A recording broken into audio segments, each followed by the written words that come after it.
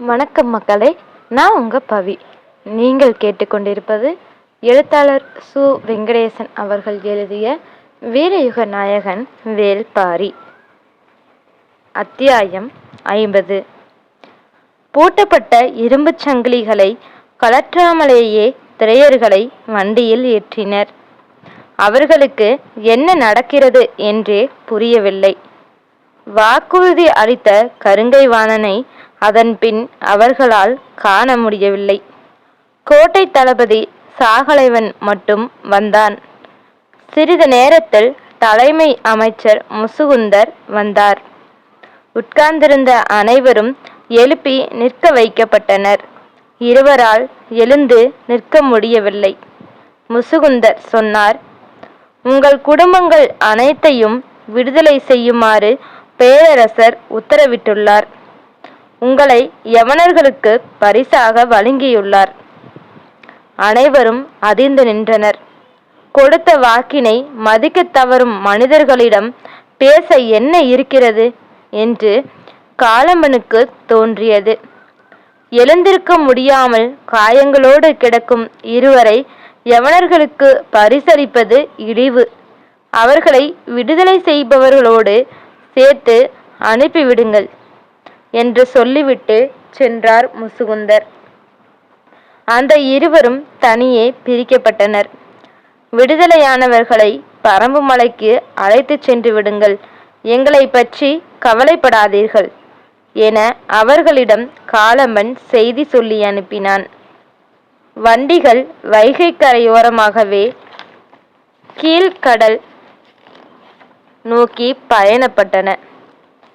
நீலனின் கண்கள் வைகையை பார்த்தபடி வந்தன. ஆற்றில் தழும்பி ஓடியது நீர். இரு கரைகளிலும் நாணற்புதர் மண்டி கிடந்தது. வண்டி சக்கரங்கள் மண்ணில் புதைந்து உருண்டன. நெடும் பயணமாதலால் திரையர்களை நெருக்கி அடைக்காமல் அதிகப்படியான வண்டிகளில் அழைத்து சென்றனர். காளைகள் உண்ணி இழுத்தன. கட்டப்பட்ட இரும்பு சங்கிலிகளை பார்த்தபடியே இருந்தான் காலம்பன். அடுத்து என்ன நடக்கப் போகிறது, தான் என்ன செய்ய வேண்டும் என்பதை பற்றி எந்த திட்டமிடலும் அவன் மனதில் இல்லை. தங்களது குலம் விடுவிக்கப்பட்டு பரம்பு மலைக்கு செல்ல போவது மனதுக்குள் அளவற்ற மகிழ்வை ஏற்படுத்தியது. குலத்தின் தலைவனாக எனது வேலை முடிந்தது. இனி அவர்களை பாரி பாதுகாப்பான் என்ற உணர்வு உடலெங்கும் பரவியது. பாரம் இறக்கப்பட்டவனாய் அயர்ந்து உட்கார்ந்திருந்தான் காலம்பன்.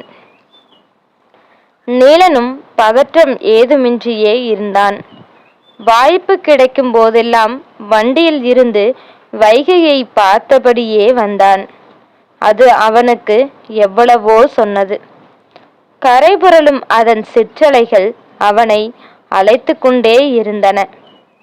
சட்டென ஒரு கணம் மொத்த வைகையும் நீண்டு நகரும் செம்மூதாயாய் காட்சி தந்தது. பொங்கி நகரும் குருதி கண்டு திடுக்கிட்டு அமர்ந்தான். அவர்களின் பயணம் அறுபட்ட காட்சிகளுடனும் குருதி படிந்த கனவுகளுடனும் தொடர்ந்து கொண்டிருந்தது. எல்லோரின் அமைதிக்குள்ளிருந்தும் பீரிட்டு தெறிக்க காத்திருந்தது சினம். வைகை கடலில் கலக்கும் இடத்தில் இருப்பது வைப்பூர் துறைமுகம். வைகை கடல் புகும் ஊராதலால் இப்பெயர் உருவாயிற்று. அதன் அருகில்தான் அருகன்குடி என்ற சிற்றூரும் இருக்கிறது. பாண்டிய நாட்டின் முதற் பெரும் துறைமுகமாக வைப்பூர் துறைமுகம் இருந்தது. காரணம் அதன் அமைவிடம்.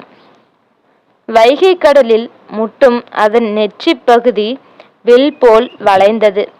வளைந்த அந்த கரை சற்றே கடினமான மண் அடுக்குகளை கொண்டது. வந்து சேரும் கப்பல் கடலிலிருந்து வைகைக்குள் நுழைந்து ஆற்றின் உள்ளடுக்கினில் இருக்கும் வைப்பூர் துறைமுகத்தை அடையும். கடலலைகள் வளைவுகள் கடந்து உள்ளேறி வராது. பெருங்காற்றும் கடற்கொந்தளிப்புங்கூட வைப்பூர் துறைமுகத்தை சேதப்படுத்தியதில்லை. இதன் பாதுகாப்பிற்கு வேறு எந்த துறைமுகத்தையும் இணை சொல்ல முடியாது. வைப்பூர் துறைமுகம் பொருள்களை ஏற்றி இறக்கவும் கப்பல்கள் வந்து தங்கிச் செல்லவும் இயற்கையே அரணமைத்திருந்தால்தான் யவனர்கள் எங்கும் இல்லாத அளவு பெருங்கோட்டையை இங்கு கட்டியுள்ளனர். தங்களுடைய பொருட்களை கொண்டு வந்து இறக்கவும் ஏற்றவும் பொருத்தமான ஏற்பாட்டினை நீண்ட காலத்துக்கு முன்பே செய்துவிட்டனர். பாண்டிய அரசும் வணிக பொருளினை பாதுகாக்கவும் வரி வாங்கவும் வசதியாக கோட்டை எழுப்பியுள்ளது. வைப்பூர் துறைமுகத்தில் இரு பெரும் கோட்டைகள் நின்று கொண்டிருக்கின்றன. இத்திருமணத்துக்காக யவன பெருவணிகன் வெஸ்பானியன் தலைமையில் பலரும் அணிதிரண்டு வந்தனர். அரச பிரதிநிதிகள், வணிகர்கள், துறைமுக பொறுப்பாளர்கள், எண்ணற்றோர்களின் கூட்டம் அது. குறிப்பாக கடல் பயணத்தின் சாகச தளபதி ஹிப்பாலஸ் இத்திருமணத்துக்கு வந்ததுதான் வணிகர்கள் மத்தியில் பெரும் பேச்சாக இருந்தது. திருமணம் முடிந்து மதுரை விட்டு புறப்பட்டவர்கள் வைகை கரையின் வழியே பயணப்பட்டு வைப்பூர் துறைமுக கோட்டையை அடைந்தனர். அங்கு அவர்களுக்கு பெரு விருந்தும் வழியனுப்பும் நிகழ்வும் ஏற்பாடாயிருந்தன. பேரரசின் சார்பில் இவ்வழியனுப்பும் நிகழ்வுக்கு தலைமை அமைச்சர் முசுகுந்தர் வருகை தரவிருந்தார். அவர் வருவதற்கு முன் இரண்டாம் நிலை தளபதிகள் வந்து சேர்ந்தனர். இத்திருமண விழாவின் பெரும் மகிழ்வுக்கு காரணமாயிருந்தது வெங்கல் நாடு. அதை பாராட்டி மரியாதை செய்யும் பொருட்டு இளமாறனை இரண்டாம் நிலை தளபதிகளில் ஒருவனாக பேரரசர் நியமித்தார். மையூர்கிழார் அளவற்ற மகிழ்வில் திளைத்தார். அவருக்கு ஒரே மகனான இளமாறனின் மீதுதான் அவரின் கனவு முழுவதும் கட்டமைக்கப்பட்டிருந்தது. அவனை பெரும் நிலம் ஆளும் மாவீரனாக மாற்றுவதே அவரது எண்ணம். பேரரசரின் பார்வை அவன் செயல் மீது விழ வேண்டும் என்பதற்காக நீண்ட நாள் காத்திருந்தார். கூடுதல் கொற்றர்களை அனுப்பச் சொல்லி அரண்மனையிலிருந்து வந்த செய்தியை சரியான வாய்ப்பாக பயன்படுத்தினார். செய்தியை கொண்டு வந்த செவியனுடனேயே கொற்றர்களை அனுப்பி வைத்திருக்கலாம். ஆனால் அதனை பயன்படுத்தி திருமணத்துக்கு வெகு நாட்களுக்கு முன்பே இளமாறனை அரண்மனைக்குள் அனுப்பினார். வேறு எந்த ஒரு சிற்றரசனுக்கும் கிடைக்காத அரிய வாய்ப்பது. இக்காலத்தில் பேரரசரோ இளவரசரோ யாரேனும் ஒருவரால் இளமாறனின் திறமை கவனிக்கப்படும் சூழல் உருவாகும் என நம்பினார். ஆனால் அவர் எதிர்பார்த்ததை விட பெரும் நன்மை விளைந்துள்ளது. அரசவையில் இன்று இளமாறனை தெரியாதவர்கள் யாரும் இல்லை. இப்பெரும் பேரரசின் நிர்வாகத்துக்குள் அறியப்படும் மனிதனாக மாறுவது எளிய செயலன்று. பேரரசரால் ஒருமுறை புகழப்பட்டால் போதும், அது அரண்மனைக்குள் என்றென்றும் நிலைத்த கதையாகிவிடும். எந்த ஓர் அரண்மனையிலும் அனைத்து இடங்களிலும் அதிகாரம் செலுத்துவது அரசரின் குரலன்று, அரசரின் குரலாக கருதப்படுகிற குரல். அதை கட்டுப்படுத்த யாராலும் முடியாது. அரசுகள் சட்டதிட்டங்களையும் சின்னங்களையும் அடையாள முத்திரைகளையும் உருவாக்குவதற்கு காரணம் இதுதான் அரசரின் குரல் என்று அதிகாரபூர்வமாக வரையறுப்பதற்குத்தான். ஆனால் அறிவிப்புகளின் வழியே மட்டும் எந்த ஓர் அரசும் இயங்குவதில்லை. அது நாள்தோறும் இயங்குவது. இன்று பேரரசர் சினத்தோடு இருக்கிறார், மகிழ்வாக இருக்கிறார்.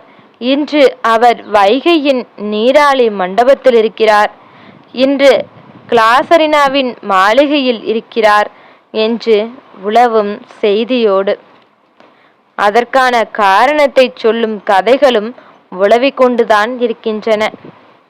அரண்மனை செயல்பாடு என்பது துல்லியமான சட்டதிட்டங்களால் வகுக்கப்பட்டது. ஆனாலும் மனிதர்களால் தான் அது நிர்வகிக்கப்படுகிறது. எதையும் எளிதில் நம்ப மனிதன் சிறுவயது முதல் எத்தனையோ முறைகளில் பயிற்றுவிக்கப்பட்டுள்ளான். எனவே மனித மனதை சட்டதிட்டங்களை பின்பற்றத்தான் சொல்ல முடியும். சட்டதிட்டங்களுக்கேற்ப அதனை மாற்ற முடியாது. அரண்மனையில் எல்லோராலும் பேசப்படுகிற அதே நேரம் எளிதில் மாற்ற முடியாத கதையாக இளமாறன் கதை மாறிவிட்டது. வீரர்கள் எத்தனையோ பேரை பற்றி இப்படிப்பட்ட கதைகள் உருவாக்கி கொண்டுதான் இருக்கின்றன. ஆனால் அக்கதைகளை வைத்து என்ன செய்வதென்று வீரர்களுக்கு தெரியாது. அவர்களை பொறுத்தவரை அவை புகழ்பாடும் கதைகள், அவ்வளவுதான். ஆனால் மயூர்கிழார் போன்றவர்களுக்கு இக்கதை ஒன்று போதும். அதை அனைத்துமாக மாற்றிவிடுவார். வெங்கல் நாட்டின் பாணர்கள் பலரும் அடுத்து வரப்போகிற காலங்களில் இக்கதையைத்தான் பாடப்போகின்றனர். இளமாறனின் பெயர் அறிவுச்சாலையிலும் அரச மாளிகையிலும் தொடர்ந்து கேட்டுக்கொண்டே இருக்க போகிறது. பொருத்தமான காலம் வரும்பொழுது இவை அத்தனையையும் வேறொன்றாக மாற்றுவார் மயூர்கிழார். தொடர்ந்து பேசப்பட்டு கொண்டே இருப்பதன் மூலம் உருவாக்கப்படும் மனவோவியம் வார்ப்பு சிலையை விட வலிமை மிக்கது. குலசேகர பாண்டியன் தேவாங்கினை எடுத்து வர பரம்பை நோக்கி திரியர்களை அனுப்பியது இரண்டாவது செயல்தான். முதல் செயல் மயூர்கிழார் குலசேகர பாண்டியனை நோக்கி தேவாங்கினை அனுப்பியதுதான். இரண்டும் எதிர்பார்த்ததை விட பெரும் வெற்றியை பெற்றிருக்கும் வேலை இது. இளமாறன் மிக இளம் வயதில் பேரரசரின் நம்பிக்கையை பெற்று இவ்விடத்தை அடைந்து விட்டான். மயூர்கிழார் தனது வாழ்வு முழுக்க பாண்டிய நாட்டுக்கு உண்மையாக இருந்தவர். அதனை வெளிப்படுத்தவும் செய்தவர். ஆனாலும் அரண்மனைக்குள் நுழையும் பொழுது ஆயுதம் வைத்து கொள்ளும் தகுதி அவருக்கு வழங்கப்படவில்லை. அந்த ஆதங்கத்தை அவர் மகன் அகற்றிவிட்டான். இனி உறைவாளோடு அவன் அரண்மனையில் காட்சியளிப்பதை அவர் பார்க்கலாம். ஆனால் அரசரின் அவைக்கு வாளோடு செல்லும் உரிமை இளவரசன் உள்ளிட்ட யாருக்கும் இல்லை. பாண்டிய நாட்டின் சட்ட விதிகள் மிக கடுமையானவை. பட்டத்து யானையின் மீது போர்த்தப்படும் துணியின் வண்ணம் முதல் படுக்கை அறையில் நாள்களுக்கு தகுந்தவாறு மணக்க வேண்டிய நறுமண புகையின் வாசம் வரை எல்லாவற்றிற்கும் விதிகள் செய்யப்பட்டுள்ளன. விதிகளால் வார்க்கப்பட்டதுதான் அரசாட்சி. அதன் உறுதிக்கு மட்டுமன்று, இரக்கமற்ற குணத்திற்கும் அதுவே அடிப்படை. விதிகளின் படிக்கட்டுகளில் கால் பதிக்க தொடங்கியவனை அதுவே அடுத்தடுத்த நிலைக்கு கொண்டு சென்றுவிடும். அதன் பிறகு அவனுக்கு தகுந்ததாக விதி தன்னை மாற்றிக்கொள்ளும். இணை மீன்கள் பொறிக்கப்பட்ட பாண்டிய நாட்டு அரச முத்திரையுடனான கவசத்தை இளமாறன் மார்பில் அணிந்ததை பார்த்த பொழுது மயூர்கிழாரின் கண்கள் மகிழ்வில் கரைந்தன. தன் மகன் இந்த நிலை அடைய இன்னும் எத்தனையோ ஆண்டுகள் ஆகும் என நினைத்தார். ஆனால் எந்த ஒரு சிறுகுடி மன்னனாலும் முடியாத ஒன்றினை நிகழ்த்தி காட்டிய பெருமை இப்பொழுது அவரின் தோள்களின் மீதிருந்தது. திருமணம் முடிந்ததும் அவர் வெங்கல் நாட்டுக்கு புறப்பட்டார்.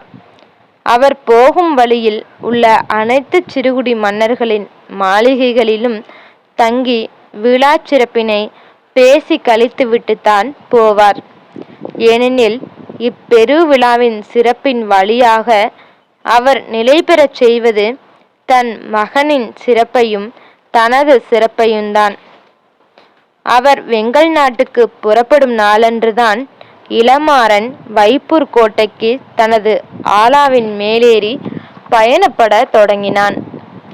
உடன் வந்த வீரர்களின் குதிரைகளால் ஆலாவின் வேகத்துக்கு சிறிதும் ஈடுகொடுக்க முடியவில்லை. அவர்களின் புகழ் மாலைகள் முழுவதையும் ஆலாவே சூடிக்கொண்டது.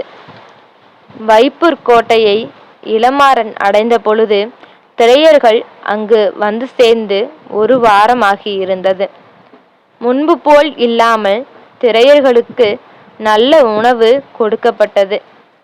யவனர்களுக்கு பரிசாக கொடுக்கும் பொழுது அவர்களின் காயங்கள் ஆறி தெளிச்சியாக இருக்க வேண்டும் என்பதால் கோட்டையின் இடது மூலையில் இருந்த அறையில் தனித்தனி சங்கிலிகளால் அவர்கள் கட்டப்பட்டிருந்தனர். கப்பலிலிருந்து இறக்கிய பொருள்கள் எங்கும் குவிக்கப்பட்டிருந்தன. இளமாறன் கோட்டைக்கு வந்ததிலிருந்து அவனை பற்றியும் அவனது குதிரையை பற்றியும் பாண்டிய வீரர்கள் அதிகம் பேசினர். குதிரையின் பெயர் ஆலா என்று அறிந்ததிலிருந்து அதன் ஒவ்வொரு அசைவையும் உற்று கவனித்து கொண்டிருந்தான் நீலன்.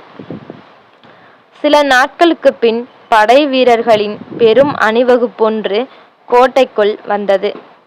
தலைமை அமைச்சர் முசுகுந்தர் வரும் செய்தி அறிவிக்கப்பட்டது. ஆனால் வந்தது அவர் மட்டுமல்லர். பாண்டிய பேரரசனின் பெருஞ்செல்வமாக கருதப்படும் 20 தேவாங்குகளும் உடன் கொண்டு வரப்பட்டன. சூழ்கடல் முதுவனுக்கு கொடுக்கப்பட்ட 20 தேவாங்குகள் போக மீதமுள்ள 20 நாம் வைத்து கொள்வோம் என பேரரசர் முடிவு செய்தார். அவற்றை எங்கு வைத்திருப்பது என ஆலோசித்த பொழுது வைப்பூர் கோட்டையில் வைப்பதே பொருத்தம். கடல் காற்றும் கடல் உணவும் அவற்றிற்கு பழக்கப்பட வேண்டும் என்று அவையோர் கூறினர். எனவே மிகுந்த பாதுகாப்போடு அவை இங்கு எடுத்து வரப்பட்டன. அவற்றிற்கென வடிவமைக்கப்பட்ட கலை வேலைப்பாடுகளுடனான கூண்டுகளில் அடைக்கப்பட்டு கோட்டைக்குள் வைக்கப்பட்டன. எண்ணற்ற வீரர்கள் உடன் வந்திருந்ததால் முதலில் அவற்றை கவனிக்க முடியவில்லை. அன்று மாலைதான் அந்த கூண்டுகளுக்குள் தேவவாக்கு விளங்கியிருப்பது தெரிய வந்தது. தொலைவிலிருந்து அவற்றை பார்த்து கொண்டிருந்த காலம்பனின் முகத்தில் தன்னையும் அறியாமல் புன்னகை பூத்தது. உங்களை தேடி சிறுபடையோடு நான் வந்தேன். என்னை தேடி பெரும்படையோடு நீங்கள் வந்திருக்கிறீர்கள் என மனதில் எண்ணிக்கொண்டே நீலனை பார்த்தான். நீலனோ அவற்றை நேர்கொண்டு பார்க்க முடியாமல் தலை கவிழ்ந்து அவற்றிடம் மன்னிப்பு கோரிக்கொண்டிருந்தான். மலையுச்சியிலிருந்து வான் பார்த்து கொண்டிருந்த அவை கடலின் விளிம்புக்கு வந்து சேர்ந்ததற்கு ஏதோ ஒரு வகையில் தானும் காரணமாகிவிட்டோம் என்ற குற்ற உணர்வின் வழியே கலங்கியிருந்தன அவனது கண்கள். இரவு யவனர்களின் கோட்டையில் பெரும் விருந்து நடக்கவுள்ளது. அதில் பங்கெடுத்து மணவிழாவுக்காக வந்தவர்களுக்கு நன்றி சொல்லி வழி அனுப்பத்தான் முசுகுந்தர் வந்திருக்கிறார். நாளை காலை பொழுதில் யவன கப்பல்கள் புறப்பட உள்ளன. எனவே இன்றிரவே திரையர்களை அவர்களிடம் அளிக்க ஏற்பாடாக்கி கொண்டிருந்தது. யவனர்களை நேரில் சந்தித்து தனது நன்றியை தெரிவிக்க சூழ்கடல் முதுவனும் வந்து சேர்ந்துள்ளார். எல்லோரும் இரவு சந்திக்க உள்ளனர்.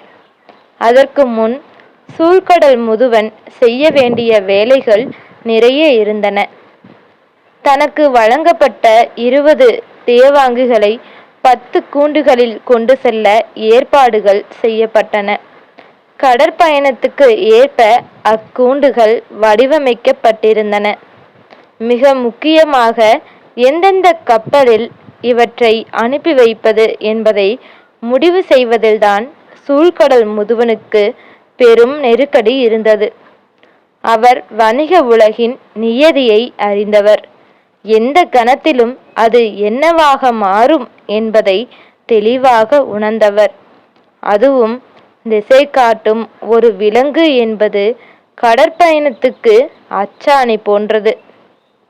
இதனை அறிந்து பயன்படுத்தி பழக்கிய பின் உறுதியாக தன்னிடம் கொண்டு வந்து சேர்க்க வேண்டும்.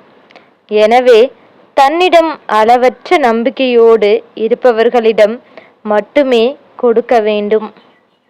அதே நேரத்தில் எல்லா திசைகளிலும் செல்லும் கப்பல்களில் இவ்விலங்குகள் சென்றாக வேண்டும். சிறிய கலங்கள், பெரிய கலங்கள், நாவாய்கள், சீரிப்பாயும் தன்மை கொண்ட வங்கம் என பல வகைப்பட்ட கப்பல்களில் அவற்றை அனுப்ப வேண்டும். அப்பொழுதுதான் இதனை முழுமையாக நம்மால் கணிக்க முடியும். மிக தொலைவில் உள்ள தீவுகளுக்கு பெருங்கலங்களே போகின்றன. ஆனால் பெருங்கலங்களை உடைய வணிகர்கள் ஏதோ ஒரு வகையில் தன்னுடைய போட்டியாளராக வரும் வாய்ப்பினை கொண்டவர்களாக உள்ளனர். எந்த நாட்டின் மன்னன் எந்த வணிகனை எப்பொழுது ஆதரிப்பான் என்பதனை கணிக்க இயலாது. அரசியல் நிலை எப்பொழுதும் கடலை விட கொந்தளிப்பு மிக்கது, வணிகத்தை விட சூழ்ச்சி நிறைந்தது. எனவே எல்லாவற்றையும் கணக்கில் எடுத்துக்கொண்டு சூழ்கடல் முதுவன் திட்டமிட்டான். இரளித்தீவுக்கும் தென்கின் தீவுக்கும் செல்லவிருந்த பெரிய கலங்களில் தேவாங்கின் கூண்டினை ஏற்றினான். குசையின் தீவுக்கு பயணம் செல்ல இது பொருத்தமான காலமல்ல. அக்கடலில் அவ்வப்பொழுது வீசிச் செல்லும் காற்று கலங்களை எளிதில் திசை மாற்றம் செய்துவிடும். அதன் பின் கலங்களால் நிலை திரும்ப முடியாது. ஆனால் இப்பொழுது தேவாங்கு இருப்பதால் அக்கவலை இல்லை. காற்றால் திசை மாறினாலும் மீண்டும் திசை அறிந்து கொள்வது எளிது. எனவே நம்பிக்கையோடு பயணம் செல்லலாம் என்று சொல்லி தன் தம்பியை அதற்கு பொறுப்பாக்கினான். இருப்பதிலே பெரிய வங்கத்தை எடுத்துக்கொண்டு போ என்றும் அனுமதி கொடுத்தான்.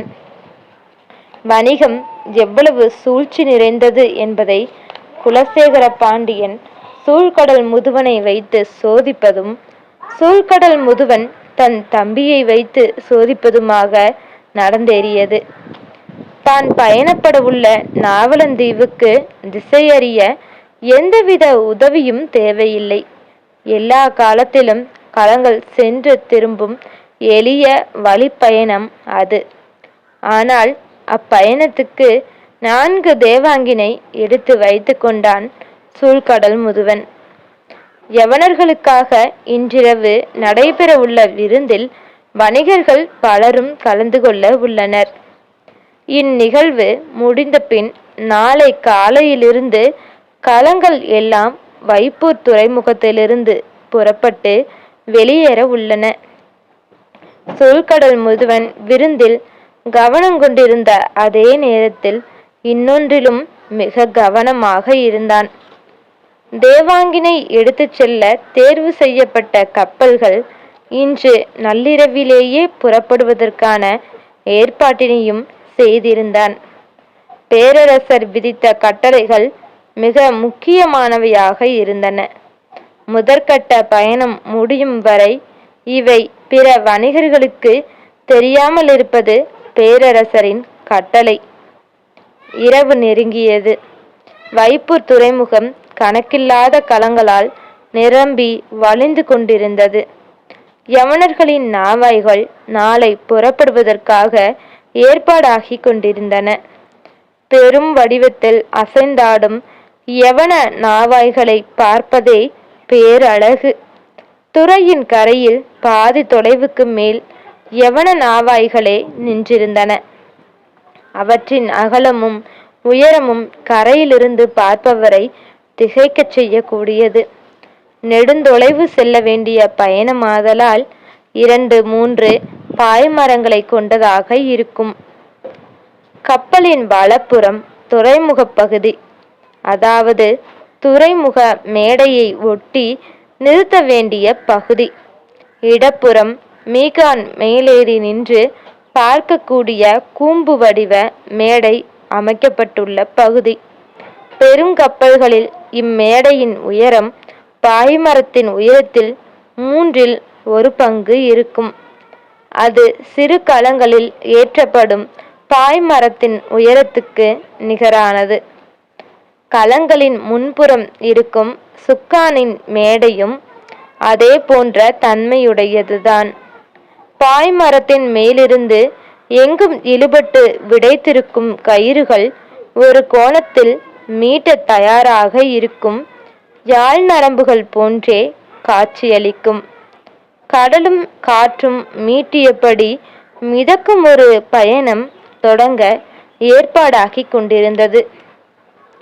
யவன கப்பல்களை தொடர்ந்து சாத்துக்களின் களங்கள், அதாவது தமிழ் பேசும் வணிகர்களின் எண்ணற்ற களங்கள் நின்று கொண்டிருந்தன. அவை ஒவ்வொன்றும் ஒவ்வொரு தன்மையுடையவை. களங்களின் முகப்பில் பொறிக்கப்பட்ட வடிவத்தை வைத்து அவற்றிற்கான பெயர்கள் அமைந்திருந்தன.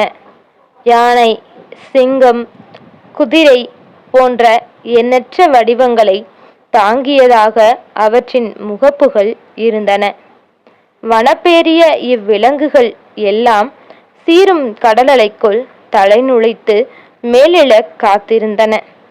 வைப்பூர் துறைமுகத்தில் இவ்வளவு களங்கள் வந்து நிற்பது இதுவரை யாரும் காணாத காட்சி. அதுவும் அவையெல்லாம் அடுத்த ஓரிரு நாள்களில் புறப்பட ஆயத்தமாகிக் கொண்டிருந்தன. களங்கள் புறப்படப் போவதாக இருந்தால் அதற்கு முன் செய்ய வேண்டிய வேலைகள் எண்ணற்றன. அருகில் இருக்கும் அருகன்குடி மக்கள்தாம் இப்பணிகளை முழுமையும் செய்பவர்கள். ஆனால் ஒரே நேரத்தில் இவ்வளவு களங்களை அவர்கள் யாரும் பார்த்ததில்லை.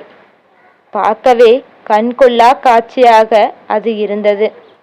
களங்களை சரி செய்யும் திறன் வாய்ந்த தச்சர்களின் பணிகள் முடிந்த பின் பொருட்களை ஏற்றும் பணி தொடங்கியது. களங்களின் தன்மைக்கு ஏற்ப ஓரிரு நாட்களோ வாரமோ கூட பொருள்கள் ஏற்றப்படும். கரையெங்கும் மனித கூட்டமும் வண்டி இழுக்கும் விலங்குகளும் நெரிசலில் சிக்கித் திணறின. கரையை விட நெரிசல் அதிகமான பகுதியாக நீர்ப்பகுதி இருந்தது. களங்களை சுற்றி சிறு சிறு தோணிகளும் ஓடங்களும் திரளிமர படகுகளும் மொய்த்து கிடந்தன. பட்டத்து யானைக்கு நடக்கும் ஒப்பனையை போன்றதுதான் பயணப்படும் முன் களங்களை ஆயத்தம் செய்வது. பணி செய்ய அருகன்குடியிலிருக்கும் மக்கள் போதாததால் பக்கத்தில் உள்ள பல ஊர்களிலிருந்து வந்து பணியாளர்கள் வேலை பார்த்தனர். இனிப்பு சாப்பிடும் குழந்தையின் வாய் முழுவதும் ஈக்கள் மொய்ப்பதைப் போல வைகையின் வாய் முழுவதும் களங்கள் மொய்த்து கிடந்தன. இதை பார்க்கவே கூட்டம் நிரம்பி இருந்தது. எங்கும் தின்பண்டங்கள் விற்பதும் உற்சாக கொண்டாட்டமுமாக இருந்தது. அலையோசையும் பறவைகளின் ஓசையும் கூவி விற்கும் மக்களின் ஓசையும் ஒன்றினை ஒன்று விஞ்சிக் கொண்டிருந்தன. வீசுங்காற்றின் உப்பஞ்சாரல் மேனி தழுவியபடி விடாது வீசியது. யவன தேரர்கள் எளிய மனிதருக்கும் கிடைக்கும் வாய்ப்பு துறைமுகத்தில்தான் ஏற்படும். புறப்படப் போகும் பொழுது தமக்கு சிறப்பாக பணிவிடை செய்தவர்களுக்கு தேரல் குடுவைகளை அள்ளி வழங்கும் யவன வணிகர்கள் உள்ளனர். 2 மாதம் நீண்ட மதுரையின் மணநாள் கொண்டாட்டம் தனது கடைசி விழாவை வைப்பூரில் வைத்து நிகழ்த்தி கொண்டிருந்தது. திருமண விழாவில் பங்கெடுத்த வணிகர்கள் யாருக்கும் நன்மைகள் பல கிட்டின. புதிய அறிமுகங்களும் தொடர்புகளும் அவர்களின் களங்களை அதிக தொலைவிற்கு பயணப்பட அழைத்திருந்தன. எல்லா களங்களும் ஏரா எனும் அடிமரத்தின் மீதே விழா எலும்பு போல இருபுறமும் மேல் நோக்கி கட்டப்படும். அக்கட்டுமானத்தை வாங்குகால் என அழைப்பார்கள். வணிகம் தன்னை இணையில்லா வேகத்துடன் பெருகிக் கொள்ளும் குணத்தையே அடிமரமாக கொண்டது. அவ்வடிமரத்தின் மீது வைத்து கட்டப்படும் எண்ணிலடங்காத வாங்குகால்கள்தான் மீதமுள்ள எல்லா நடவடிக்கைகளும். பங்கெடுத்த வணிகர்களின் அடிமரத்துக்கு வலுச்சேர்க்கும் நிகழ்வாக இத்திருமணம் அமைந்தது என்று மகிழ்ச்சியடையாதவர்கள் யாரும் இல்லை. வாங்குகால்கள் செழிப்பாக அமைந்ததை விருந்தில் கலந்து கொண்ட ஒவ்வொருவரின் முகமும் சொல்லிக் கொண்டிருந்தது. விருந்து தொடங்கி இருக்க வேண்டும். யவனக்கோட்டையிலிருந்து கேட்கும் ஓசை அதனைத்தான் சொல்லுகிறது. அவ்வோசை கேட்கத் தொடங்கியவுடன் துறைமுக மேடையில் இருக்கும் களங்களின் பொறுப்பாளர்கள் தங்களை இறுதி கட்டத்துக்கு ஆயத்தப்படுத்தத் தொடங்கினர். ஏனென்றால் விருந்திலிருந்து எந்த கணமும் தங்களின் உரிமையாளர் புறப்பட்டு வரக்கூடும். அவர் வந்தவுடன் களங்களை நகர்த்தியாக வேண்டும். பணிகள் பெரும் விறுவிறுப்போடு நடந்து கொண்டிருக்கையில் வரிசை வரிசையாக கொண்டு வரப்பட்ட அடிமைகள் களங்களில் ஏற்றப்பட்டனர். அடிமைகளின் கைகால்களில் இதுநாள் வரை இருந்த இரும்புச் சங்கிலிகள் அகற்றப்பட்டு துளையிடப்பட்ட கட்டைகளில் இரு கைகளும் செருக்கப்பட்டிருந்தன. துடுப்புகளை இழுக்க தோதான வடிவமாக இதுவே இருக்கும் என்பதால் அடிமைகள் வரிசையாக களங்களுக்குள்ளே அனுப்பப்பட்டனர். அவர்களை வழிநடத்தும் பொறுப்பாளர்கள் துறைமுகந்தோறும் புது சாட்டைகளை மாற்றுவது வழக்கம். தோளும் விலங்கின் நரம்பும் மரத்தின் நரம்பும் பின்னியபடி நீள் சாட்டை தெய்யும் தச்சுக்கூடம் அருகன்குடியில் 3 இருக்கின்றன. ஆனால் இப்பொழுது அங்கு ஒரு சாட்டை கூட இல்லை. எல்லாம் விற்று தீர்ந்துவிட்டன. மீன்கள் துள்ளி எழக்கூட இடைவெளியற்று களங்கள் நின்று கொண்டிருந்தன. ஆனால் எல்லோரின் பார்வையும் குவிந்து கிடந்தது ஒற்றை களத்தின் மீதுதான். அதன் உயரமும் அகலமும் துறைமுகத்தை ஆண்டு கொண்டிருந்தன. அதற்கான வேலைகளை செய்ய மட்டுமே எண்ணற்ற பணியாளர்கள் இருந்தனர். அதுதான் கடல் பயணத்தின் சாகச தளபதியான ஹிப்பாலஸின் நாவாய். அக்கப்பல் இத்துறைக்கு வந்து பல நாள் ஆகிவிட்டன. ஆனால் இத்தனை நாள்களும் இரவில் ஒரு சில விளக்குகள்தான் அதில் ஏற்றப்பட்டிருந்தன. ஆனால் இன்றிரவு எந்த கணத்திலும் சாகச தளபதி ஹிப்பாலஸ் கப்பலுக்கு வந்து சேருவான் என்பதால் அனைத்து விளக்குகளும் ஏற்றப்பட்டிருந்தன. அந்த காட்சியை காண்பவர் யாராலும் கண்களை விளக்க முடியவில்லை. அலைகளுக்கு நடுவே ஓர் அரண்மனை மிதந்து கொண்டிருப்பது போல் இருந்தது. வைகை தனது மேனியெல்லாம் ஒளியை கொண்டு வந்து கடலில் கலப்பது போல் தோன்றியது. ஹிப்பாலஸின் கப்பலில் அடிமைகள் எல்லோரும் ஏற்றப்பட்டவுடன் அக்கதவை பொறுப்பாளன் மூடத் தொடங்கினான். அது அடிமைகளை ஏற்றுவதற்கான கதவு. இனி அடுத்த துறைமுகத்தில்தான் அதை திறப்பார்கள். கதவை பொறுப்பாளன் மூடிய பொழுது ஒருவன் வேகமாக ஓடி வந்து சொன்னான், இப்புதிய அடிமைகளையும் உள்ளே அனுப்பு. அவன் திரும்பி பார்த்தான். கருங்கொள்ளையர்களுக்கு இணையான உடல்வாகு கொண்டவர்களாக அவர்கள் இருந்தனர். வந்தவன் சொன்னான், பாண்டிய நாட்டின் பரிசு பொருளாக நம் தளபதிக்கு இவ்வடிமைகளை தந்துள்ளனர். அவன் மேலும் கீழும் பார்த்தான். கைகளில் இருந்த இரும்புச் சங்கிலி கலற்றப்பட்டு துளையிடப்பட்ட மரக்கட்டைகள் செருகப்பட்டிருந்தன. போதுமான அடிமைகளை உள்ளே அனுப்பி முடித்து விட்டேன். சரி, இவர்களை மேல்தளத்துக்கு கொண்டு போ என்றான். வந்தவன் அவர்களை மேல்தளத்துக்கு அழைத்துச் சென்றான். புதிதாக வந்துள்ள அடிமைகளை சோதனை செய்ய எத்தனையோ வழிமுறைகள் உண்டு. கப்பல் பயணிக்கும் போது பேரலைகளுக்கு நடுவே அவர்களை மேலிருந்து தூக்கி எறிவது அதில் ஒரு வகை. வீசப்பட்டவன் கடலில் முழுகாமல் எவ்வளவு நேரம் தாக்கு பிடிக்கிறான் என்பதை பொறுத்து அவனை மீண்டும் கப்பலில் ஏற்றலாமா அல்லது அப்படியே கடலுக்குள் விட்டுவிடலாமா என்பதை கூம்பு வடிவ கூண்டின் மேலிருந்து மீகான் முடிவு செய்வான். திரையர் கூட்டம் நாவாயின் மேல்தளத்துக்கு கொண்டு செல்லப்பட்டு மீகானின் மேடை அருகே நிறுத்தப்பட்டனர். தொடரும்.